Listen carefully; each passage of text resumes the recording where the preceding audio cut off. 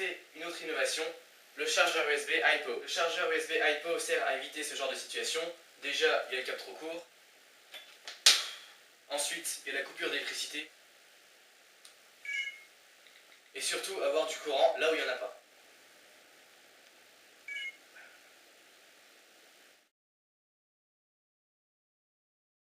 C'est un appareil assez génial qui remplace les prises USB d'un chargeur ou d'un ordi, mais n'importe où. La preuve, on connecte un MP3, il passe en chargement, on rajoute un téléphone, il recharge aussi. En fait, cette création est la 6e version de notre invention, le chargeur USB nomade. On a décidé pour le iPo d'y incorporer le maximum de nouveautés. Sa principale nouveauté est sa capacité de 5200 mAh. On peut donc recharger entièrement 5 fois un appareil d'une capacité classique de 1 Ah. Par exemple, on peut recharger 500% de batterie sur un smartphone, et ça peut aller jusqu'à 100 rechargements avec les plus petits MP3. Autre nouveauté, comme son nom l'indique, il est compatible avec les produits Apple, mais pas nos anciennes versions. On vous expliquera après comment on a procédé. Autre nouveauté qui a son importance, on a créé un système qui allume une LED rouge quand le niveau de batterie est faible. Elle s'allume quand la tension de la batterie passe sous 4,85 V, ce qui équivaut à 40% de charge avec un appareil et 10% de charge à vide. Une autre nouveauté, c'est aussi son design. On ne le voit pas forcément, mais il est construit entièrement en plastique rigide de récup, ce qui le rend beaucoup plus solide. Et enfin, la meilleure nouveauté, et aussi celle qui nous a pris le plus de temps, son alimentation spécifique. Elle fonctionne par USB, ce qui est bien pratique.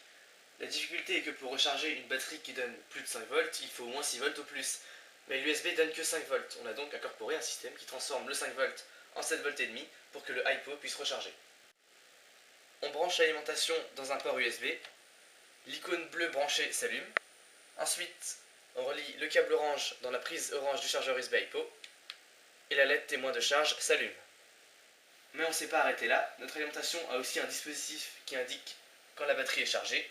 Pour ça, on branche le câble vert dans la prise verte. L'icône de connexion s'allume sur la ligne. Quand le chargeur sera chargé, c'est-à-dire que la tension atteint 5,73 V, l'icône verte de chargement s'allumera. Maintenant, on va vous expliquer comment fonctionne notre chargeur USB iPo et par la même occasion, vous expliquer comment le faire vous-même. Aujourd'hui, que les appareils fonctionnent avec des batteries Li-ion ou lithium polymère, ils fonctionnent tous aux alentours de 3,7 volts, quelle que soit leur taille. Pour qu'une batterie de 3,7 volts recharge, il faut forcément lui injecter une tension supérieure pour qu'une différence de potentiel entraîne un courant. Ici, avec 3,6 volts, il ne se passe rien du tout. Si on ajoute un accu, c'est-à-dire une pile rechargeable d'environ 1,2 volts, on a à peu près 5 volts, et maintenant ça fonctionne. Mettre deux batteries Li-ion en série pour avoir 7,5 volts plus ajouter un régulateur 5 volts peut paraître une bonne technique, mais ça fait perdre beaucoup d'énergie et au bout du compte, on n'a pas la meilleure capacité volumique. L'idéal est de loin d'utiliser 4 accus en série de la plus grande capacité possible. Il faut savoir qu'à ce jour, les accus LR6 les plus performants du commerce ont une capacité d'environ 2700 mAh. Si vous trouvez plus sur internet, ce sera une belle arnaque. Pour avoir une capacité de 5200 mAh dans notre chargeur USB iPo, on a utilisé deux batteries de 4 éléments de 2600 mAh de bonne qualité qu'on a placées en dérivation, identiques à celle-ci. En ce qui concerne les prises USB, il y a 4 broches. Le plus, le moins, mais aussi les deux fils pour faire circuler l'information data plus et data moins. Dans nos anciens chargeurs USB, il nous suffisait de connecter la batterie au plus et au moins de la prise USB pour que les appareils rechargent. Mais ce n'est pas le cas avec les appareils de la marque Apple. En toute logique, la différence ne peut provenir que des fils data. Si on examine un chargeur compatible de plus près, on se rend compte que la différence de potentiel entre les fils data et la masse n'est pas nulle. On a à peu près environ 2 volts pour le fil data plus et le fil data moins environ 2 volts 80. Cette tension en fait ne peut pas apporter de courant, c'est en fait une magouille de la marque pour qu'on n'utilise que leur propre chargeur. Évidemment, on peut y remédier facilement. On pensait utiliser deux ponts diviseurs, c'est-à-dire un assemblage de résistance, de façon à obtenir, à partir du plus et du moins, une tension comprise entre 0 et 5 volts. Mais on a trouvé encore plus simple, ça marche quand même avec 2,5 volts sur chacun des deux fils data. Il ne faut plus qu'un seul pont diviseur et des résistances de même valeur, par exemple 100 kΩ, comme ça très peu d'énergie est gâchée. Maintenant on va réunir les différentes parties entre elles. Les deux séries de 4 accus sont reliées à un interrupteur, puis aux prises USB. Les prises USB sont montées en dérivation pour que chacune reçoive 5 volts. Toujours en dérivation, il y a la LED ainsi que le système témoin de batterie faible.